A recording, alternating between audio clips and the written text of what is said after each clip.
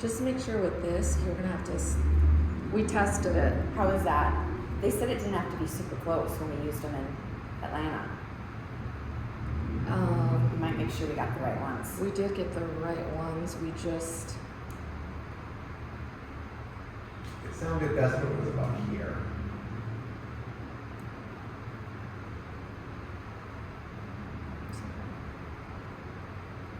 this is, Does it matter if they're plugged in? We used them in Atlanta. I don't know, he might have to give you a tutorial. allow Instagram to access your microphone. Sorry. Full access. Do you need the light on? Are you hot? Okay, that should be it. What's wrong, Michael? Why isn't this working? Allow your share your photos.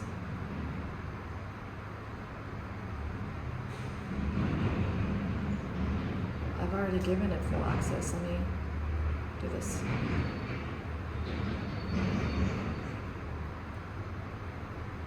Oh, hold on, sis. I already did that. Do you know?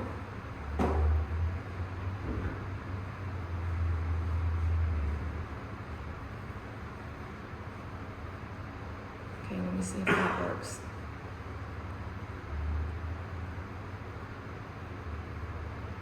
There we go. And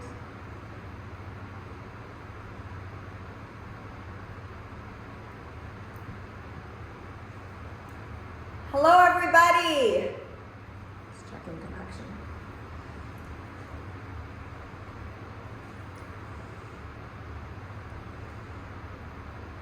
Let me try that again.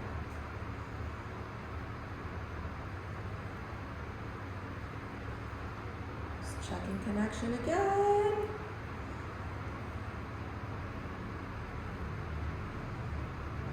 Wi-Fi is on.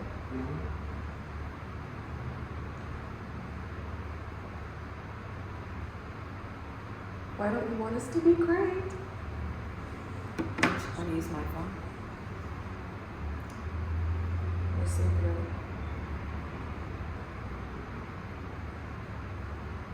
Okay, we're live now.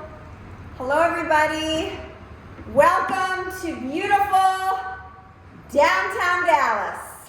Hello, everyone. We had a little rough start. Yeah, we had a little technical difficulty. But I think we're good now. I think we heard you guys about our mics and Yeah, so today we're testing some new mics. So please offer some feedback if this is better, if you can hear better, if our sound quality is better. Please give us some recommendations. This is all pretty new for us. It doesn't really go with the outfit, but okay, well, let's talk about this outfit. What's going on? I don't know. I don't know if it really goes together or not. I was feeling a little chaotic today. No, it's a vibe. I was feeling the chaos and the mood and the muse was in full effect today with a lot going on. Yeah, that's how we roll. So some of you may notice we switched it up a little bit, our location. Yes. And Tanya, tell them why we like this busy intersection here. I thought it was fun. I changed it up once. She didn't know, but talk to them about this. Yeah, so I love this spot. So for those unfamiliar, we're in the Hearst building, which is a building that I own, Wildcat, and that we rehabbed just prior to the pandemic, and we did this beautiful showroom. And I love this corner because it's a hard corner on the corner of Elm Street, which is a major street that goes through our downtown. And we're on Elm and Record. And I don't know if you can kind of see behind us, this corner back here, just adjacent, is Dealey Plaza. So that is the corner where JFK was shot. So we're just a block down from the 6th Floor Museum, from that corner that brings close to 4 million visitors a year, and there's just a tremendous amount of pedestrian traffic here. So, I equate it like we're kind of at the zoo, because when we're here, people are very interested in this building and this space. So we tend to get a lot of knocks on the window, people who walk by who know me or know the team. So it's a very energetic and activated street and street corner. So we always play tour guide or Yeah. directions.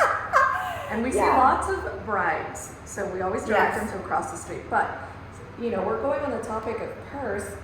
What's going on at the Purse building? What's going on? yeah, What are you so doing? last week, we asked y'all to send a few questions, and some of you did that. Thank you. Whoa, sorry. Hit the Yeah, hit the we're table. good. We're good.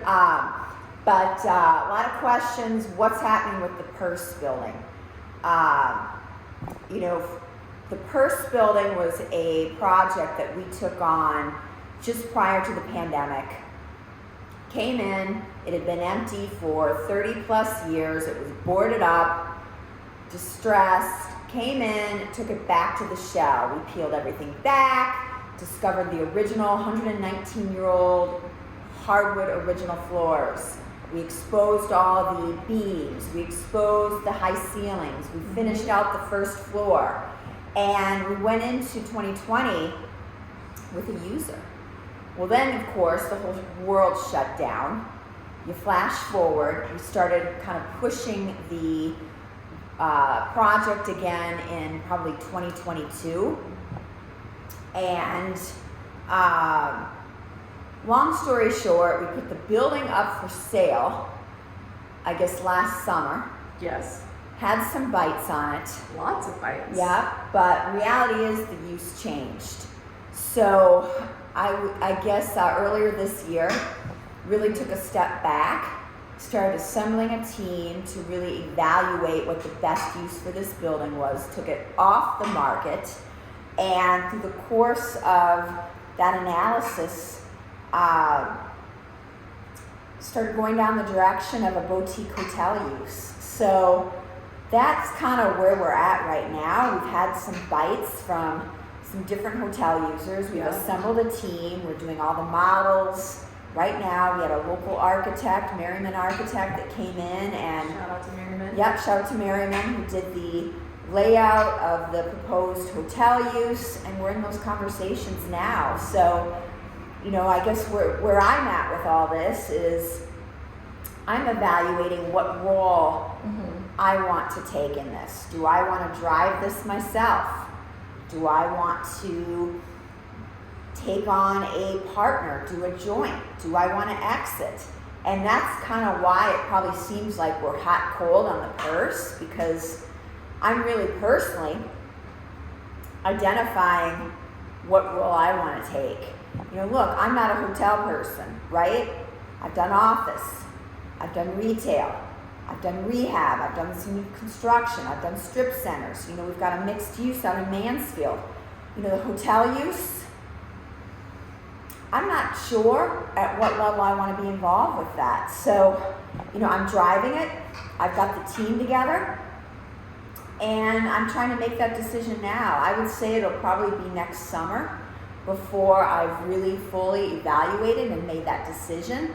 I'm taking the expense right now personally of driving this conversation forward because I'm in a capacity that I can do that while I determine what role I play. So if you're in the hospitality use out there, if you're somebody who's done hotels, I'm open to feedback. Certainly send me a message or drop me some notes, and I'll try to be more transparent. It's not that I'm trying to hide anything. It's just things change day by day, and this is an opportunity as we do these weekly touch bases for me to be more transparent about some of the things I'm working on. Because look, we're going 100 miles an hour, and sometimes from morning to afternoon to night to week, things change. And when they're going so fast, it's hard to really keep everybody abreast of what's going on. Yeah. Because it changes so fast. So that was a really lengthy answer. Well, no, I think that's a great answer, and it touches kind of on my next question to you, which is, you mentioned kind of your experience, Wildcat's experience, but this opportunity to venture into something new. Right.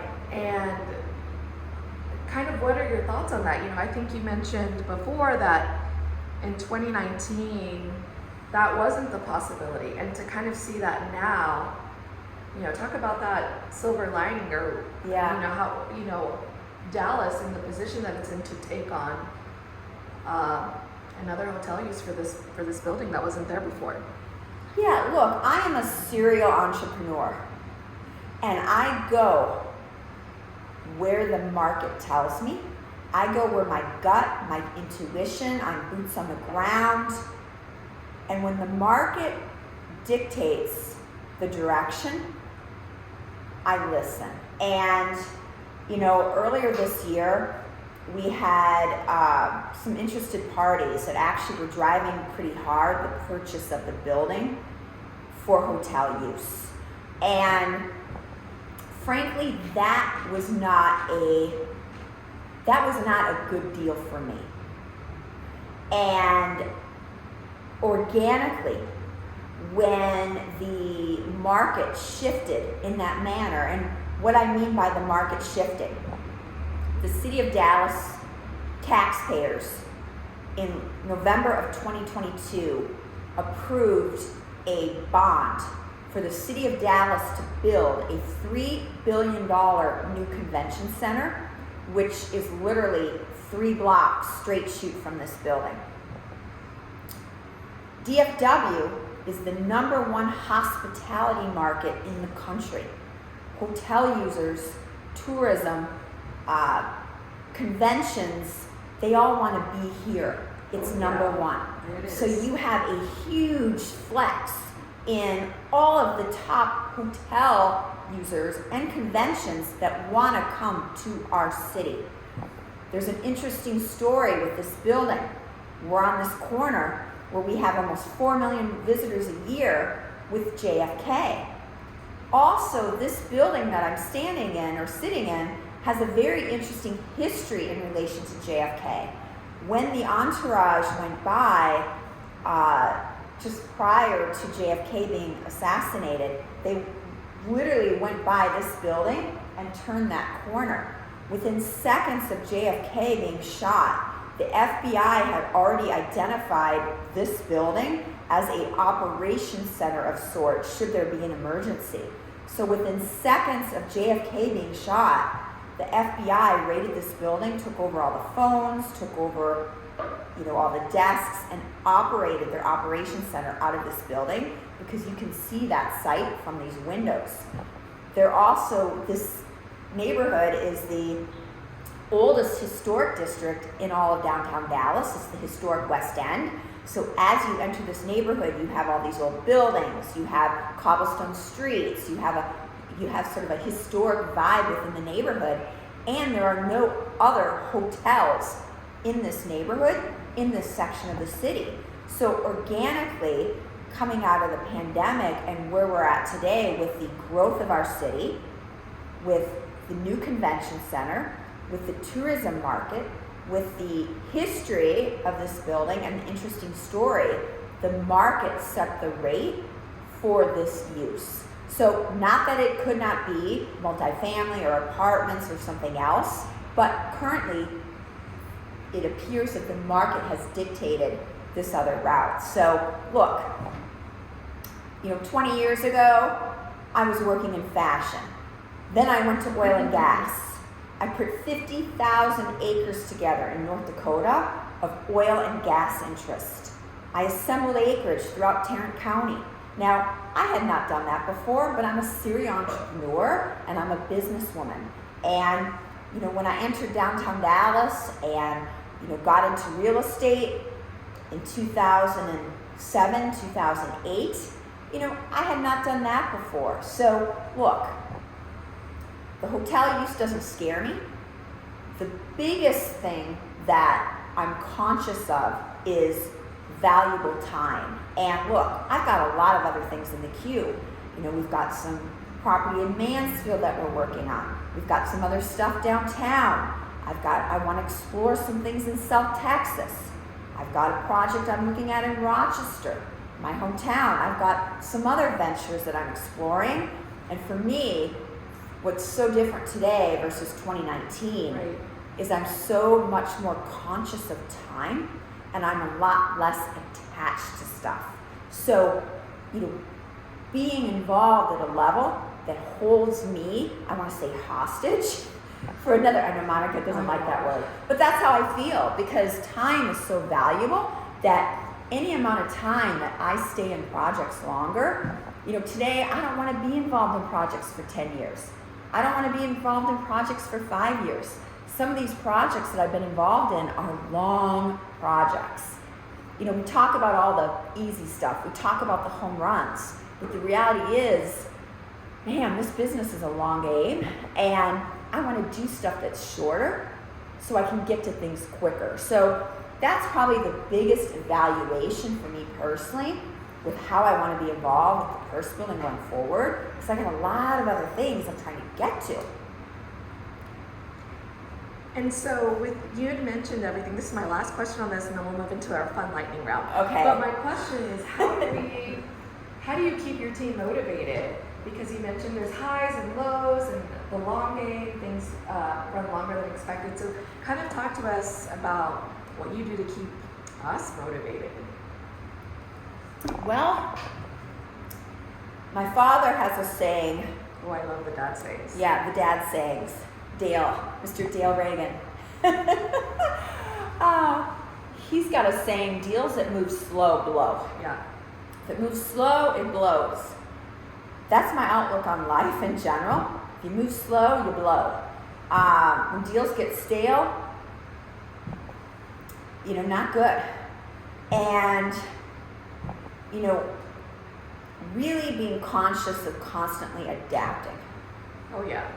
And that can be hard. It's hard to not suffer burnout. It's hard to stay excited, right?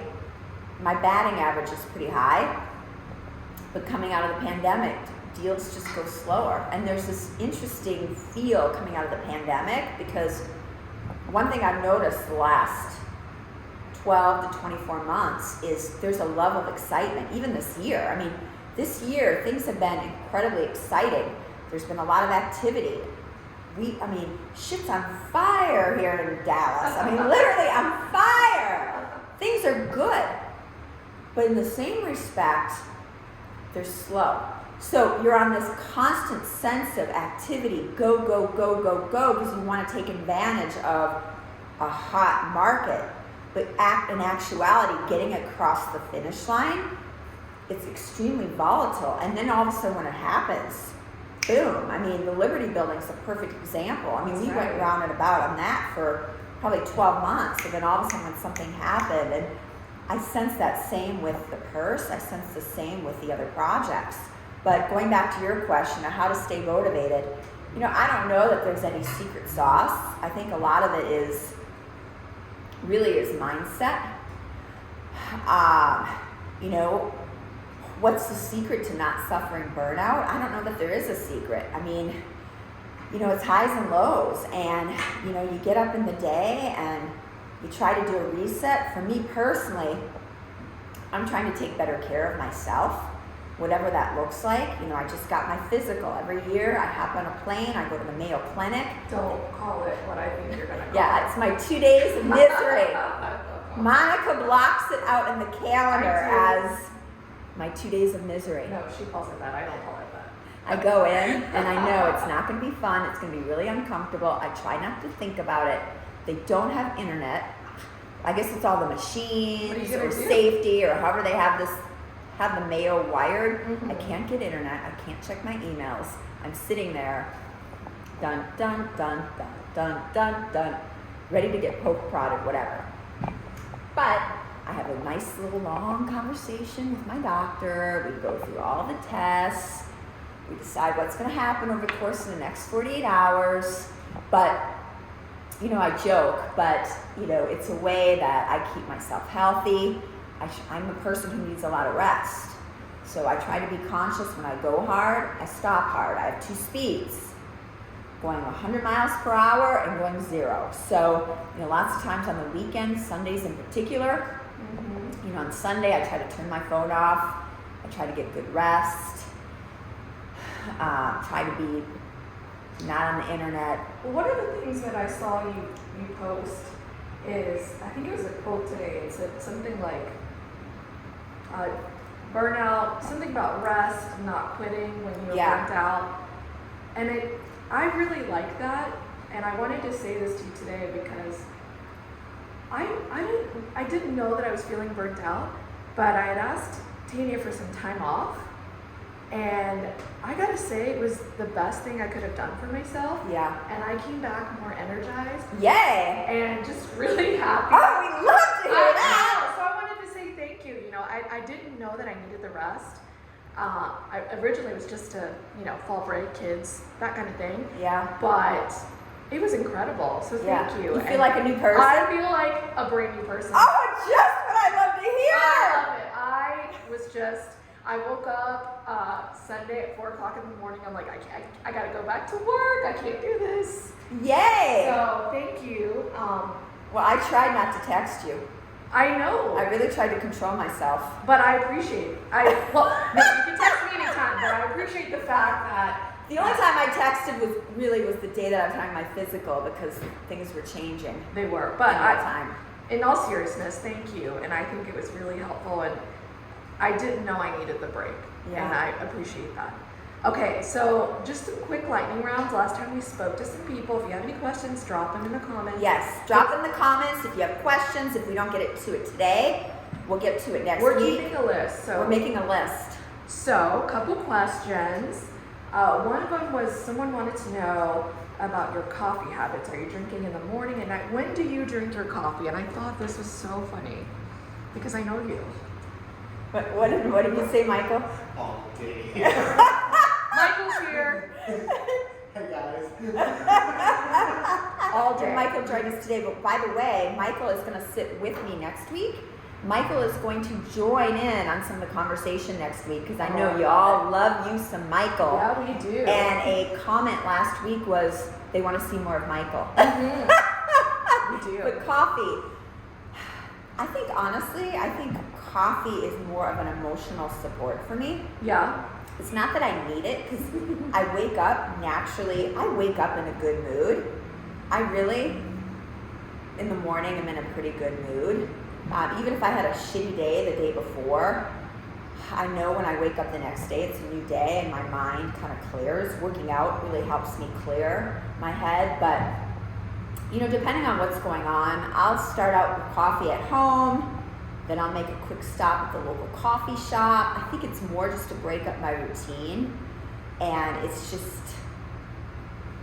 not that I need it, it's just more out of habit. So I call them her emotional support drinks. yes. And on any given day, she may have 3 or 4 on her Yes. desk. I like my electrolytes. Yes. Your I water. drink at least 2 to 3 liters of water a day. Yes. Coffee. Sometimes a Topo Chico. Yes. A pressed juice. Yes. Bone broth. Yes, I get on my bone broth kick. I'm teasing. Gotta I love get in it. that protein, keep it healthy. Okay, another question was, not sporting it today, but what is up with the ties and the suits? What's up with that? She's With in the her suits era. and the tie. I just like a very masculine, feminine twist with the ties. And, I would say coming out of the pandemic, boy, a lot of pandemic talk today. It's post. Yeah.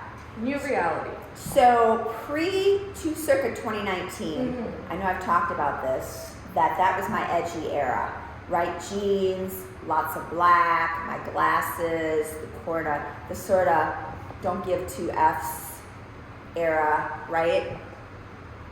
I felt like a badass bitch and I just wanted to be my edgy. So then you flash forward, if 2019 was the year of the woman, 2021 was when we got our ass handed to us. Coming back post-pandemic, there was just a different feel in the air. I looked around, a lot of my female peers things had changed. A lot of them were gone. Some of them had decided to stay home with the kids. Some of them, maybe their career path and where they were at in 2019 versus where they were at 2021 had shifted drastically. They weren't in the same place that they were pre-pandemic. And I really recognized early on that I was tired because I never really stopped. When all these people were taking time off or going to the cabin or going to remote or I was down here in the middle of the chaos, Michael and I, just trying to hold the glue together to save the whole freaking world, right? So coming out, I recognized, hey, I gotta step up my A game because things aren't the same and I'm not the same in this role that I was in 2019. I gotta do more. I gotta get back boots on the ground. I gotta elevate my game and I gotta show that I mean business. So I kind of took it back to where it all started and I started wearing suits again. I started elevating my style and really recognizing that I needed to really elevate my look, almost like I was starting over in some strange way. And that's really where it all started. So I put my jeans away and I started wearing separates again. Then I started wearing suits and really recognized that as I got back out there and back to the table after this time away, that how I looked and how I presented myself really mattered. And that's really where it started. So then in the course of the last 2 years, that's continued. And really in 2022, when I was going out and speaking to a lot of women's groups, Monica knows this, one of the things I preached over and over was, hey ladies, the guys may be showing up in khakis, they may be showing up in golf shirts, but we need to elevate. And what that means is go get your hair done, go get your nails done, elevate your look. Don't be showing up in yoga pants or casuals. You need to dress for the direction you're going, and that's been something that I've preached. And what's interesting, just in the Wall Street Journal Sunday, 2 days ago, there was a full article, I'll post it later, talking about the evolution of women and how it's went back to suits, how it's went back to a more masculine approach, and how executive women have really elevated their look. And I've been doing that for 3 years. So, the person who asked about the suits and the ties are just a way right now that I can kind of express myself, and it makes me feel a little different than maybe some of the other women who are wearing suits. So what you're saying is you're a trendsetter, and in the next live we need to be speaking of fall and spring trends. That's what I'm hearing. Yeah, well, I feel like I constantly do have to evolve because it really does happen that I feel like we're pretty good about, I don't know if it's being in the urban environment, I don't know if it's the reading, I don't know if it's being downtown, I don't know if I just have a special knack for it, but we do tend to be a little ahead of the trends. Starting trends. And I'll just add to that. I used to have a professor in college who said, if you look good, you feel good, and if you feel good, you do well. So if anything else, just dressing up for yourself so that you're successful for your day, I think. Yeah, and dress for the job you want. Absolutely. I wear a lot of designer clothes. I'm in a position that I can do that. However, when I first got started and when I was an intern and when I was working early on in fashion, I was taught of how to put stuff together, whether it was getting things tailored, getting things maybe that fit me appropriately, going to the tailor, whether it came from the Gap, Banana Republic, H&M, thrifting, size too big, going and spending the $20, $30 to have it tailored makes all the difference in the world. Even things like, I'm a big fan of consignment stores. I love the Real. I love my Teresa. I love Poshmark. Actually, the pants I'm wearing today, I actually got on Poshmark. So don't think that things have to be expensive to look good. Find your own unique style and then get things tailored to fit you. It really is it's a way to elevate your look without being extremely expensive. Yeah, I agree with that. Okay, not a question, but a comment, and then we'll do some closing remarks. It's from the Cast Clutch. Hi. Hi. It says, you're an inspiration, big on business, and taking care of yourself. Thanks Deborah with the Cast Clutch. Okay, y'all see me. I carry a lot of the Cast Clutch. They're in a lot of my big stories. fans. I'm a big fan. Deborah, a friend out of California, she's a handbag designer. We'll take her below. She does a fabulous job with these bags. They're made in the USA, very fine quality, leather. I love them, big fan. We'll talk later about what Tanya and the Cast Clutch did last December for the Wildcat team. Yeah. Okay, some parting words for our viewership. Well, parting words. I know today got a little lengthy. Well, I guess we'll see you again next week. Parting words. Today's a short week. We got a 4-day week. Yep. Get out there, show up, dress up, reset. Every day's a new day, and just get after it. Yeah. Get after it. Make shit happen. Let's do it. Let's do it. All right. We'll see you guys Okay, next bye everybody. Bye. We love you.